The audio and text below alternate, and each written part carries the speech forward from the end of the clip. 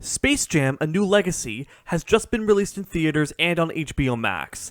It's a sequel to the original 1996 Space Jam film, and the buzz around the sequel coming out has stirred some discussion on the original film. Space Jam, the 1996 film starring Michael Jordan and the Looney Tunes, is one of the most polarizing films of the last 2 decades. It seems to be a very love it or hate it kind of film.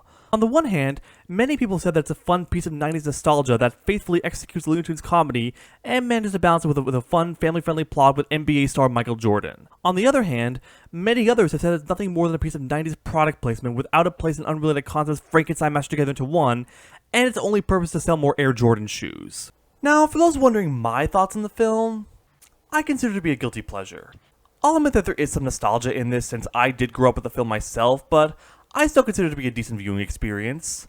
While it's by no means a perfect film, and there definitely are flaws to be found within, I can overall say that I do like the film despite its imperfections, but many of the film's detractors will often point to the fact that Chuck Jones, one of the animators on the Looney Tunes, and arguably the biggest mastermind behind the Warner Bros. Characters, hated the film too.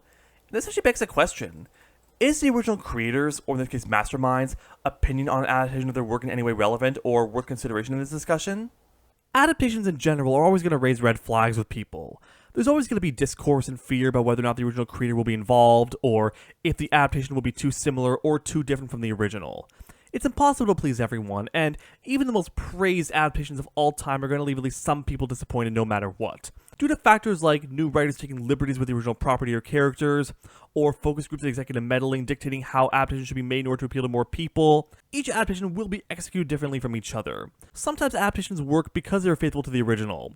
Sometimes adaptations work because they made changes that strayed away from the original but made the final product better. There's no one right way to make a good adaptation, and no way to know for certain if the majority of the public will like it.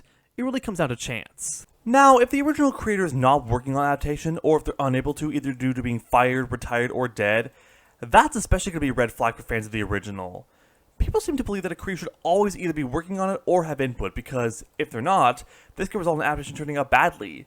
The creator knows their own work better than anyone else, after all, so only they can make their own work be what it is. And if a creator doesn't like an adaptation of their work, then it clearly wasn't made true to the original and thus can't be appreciated. My problem with this logic is that it places such authority on the original creator, like, their opinion on the adaptation is more valid than anyone else's, and they have the final say on the product's quality. If you've seen my last video, you would know that I'm a firm believer of death of the author. I believe that an artist's opinion regarding their own work is just as valid as anyone else's. No more, no less.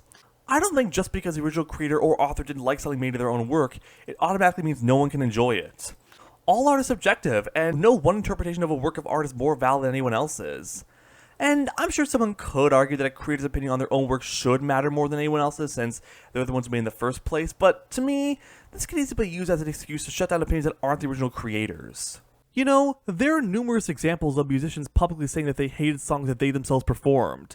Does that mean that fans of those musicians can't like those songs anymore? The artist probably liked those songs at the time, but as they progressed as an artist, ended up making music that they like more, and that's why they don't like their old music as much.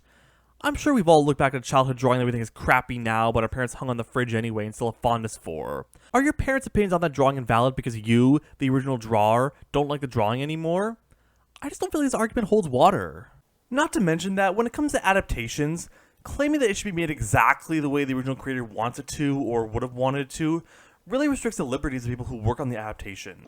A lot of people in the cartoon community say that animation studios don't offer enough creative freedom, that the people working on it should be allowed to make shows however they want. Well, they can't make shows however they want. There's someone dictating how exactly an adaptation should be made. It could be argued that a stingy creator wanting all adaptations of their work made exactly the way they wanted to is no better than greedy executives demanding that shows fit to focus groups. And you can resolve this contradiction by saying that creative people should have full creative freedom on original shows, not adaptations, or they believe in the creative freedom of the original creator, but it still feels inconsistent to, on the one hand, want more creative freedom, but on the other hand, want restrictions on how adaptations are made. There are some cases where it's not possible at all to get any input from the original creator. What do you think Chris Savino's thoughts on the Loud House movie coming to Netflix will be? What do you think Dan Schneider's thoughts on the iCarly revival on Paramount Plus are? What if tomorrow they said in an interview or article or podcast that they hated them? Should fans of the original shows follow suit and retract their positive opinions on them? If you truly believe that the original author's opinion on their own work should matter on adaptation, you need to consider those cases as well, no matter how bad or allegedly bad the original creators are. And what about cases where the original creator is dead?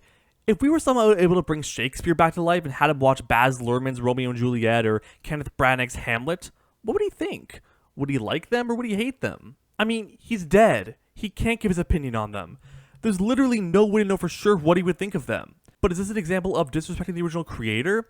Is this no better than Camp Coral, the other SpongeBob spin-off supposedly going against Steven Hillenburg's wishes? Should we see on the safe side not adapt any more Shakespeare plays into movies because Shakespeare can't give approval of them and there's a possibility that he might hate them? Are adaptations only acceptable if the original creator or artist is alive and likes it? And plus, something like Chuck Jones hating Space Jam is far from the first time something like this has ever happened in the entertainment industry. I've heard stories about Dr. Seuss's widow not liking movie adaptations of his books. Does this mean that all adaptations of Dr. Seuss books can't be enjoyed by anyone? I mean, to be fair, most Dr. Seuss adaptations are badly received anyway, but is Dr. Seuss or his widow's opinion on these adaptations of greater importance than anyone else's opinions and the final authority on critiquing them? To me, bringing up that the original author, creator, or mastermind of something doesn't like an adaptation of their own work isn't a very convincing argument for why it's bad. You're not explaining its flaws or honestly critiquing it. You're just backing up your opinion with another person's opinion. This is the same flaw logic that bandwagon fallacy has. Someone else agrees with me, so I must be right. And I understand that people do feel more validated in their opinions if someone else agrees with them, especially if it's the original creator, but you should back up your opinion with reason, not other people's opinions. If you have an unpopular opinion on a piece of media, don't be afraid to say it. Go against the wave and make arguments that give reasons for why you feel the way you do. It's fine to dislike something, but you need to put some effort into your critique. To be fair, I do get it. People have empathy for an artist, and people want to see the artist succeed. And people don't like the idea of other people dictating how they should do something, and as such, they want an artist's work to be made however they want it to, free of interference. But you can't then turn around and say that an artist should dictate how an adaptation should be made. You either believe that dictating how a product is made is wrong or right. You don't get to pick and choose who gets to dictate how a product is made. And I went into more detail on this in a previous video, but I really do think this comes down to your economic stance. The more laissez-faire your economics are, the more likely it is that you'll uphold the hierarchy of businesses and side with the executives and say that businesses should have the right to run themselves however they want, even at the expense of the employees.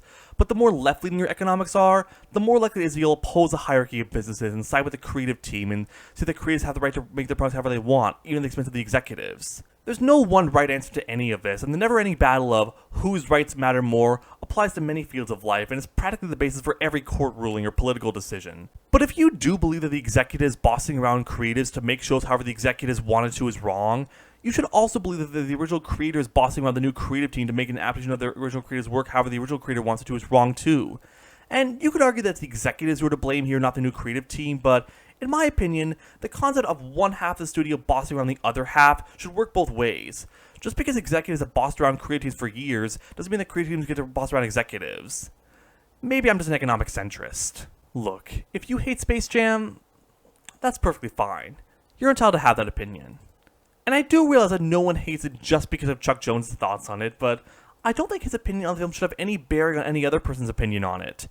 He may have been incredibly influential in the Looney Tunes, but he's not the summit of any hierarchy of opinions regarding Looney Tunes adaptations, and treating his words as gospel makes Space Jam detractors look like sheep, going along with whatever the shepherd, Chuck Jones, says. Come up with your own opinions. Come to your own conclusion. If you come to the same conclusion that Chuck Jones has, that it's a bad film, then great.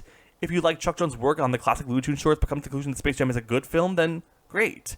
One side isn't more correct just because an influential voice on the original is on that particular side. It's all opinion at the end of the day, and we're all entitled to our own. But what do you think on this topic? Should an original creator or artist's opinion of their own work matter more than anyone else's? Does it only apply to their own work and not adaptations? Do you like either Space Jam movie? Feel free to share your thoughts in the comments below. It seems the only thing more polarizing than Space Jam itself is the question of adaptation than a creator's voice or opinion on it. Come on and slam!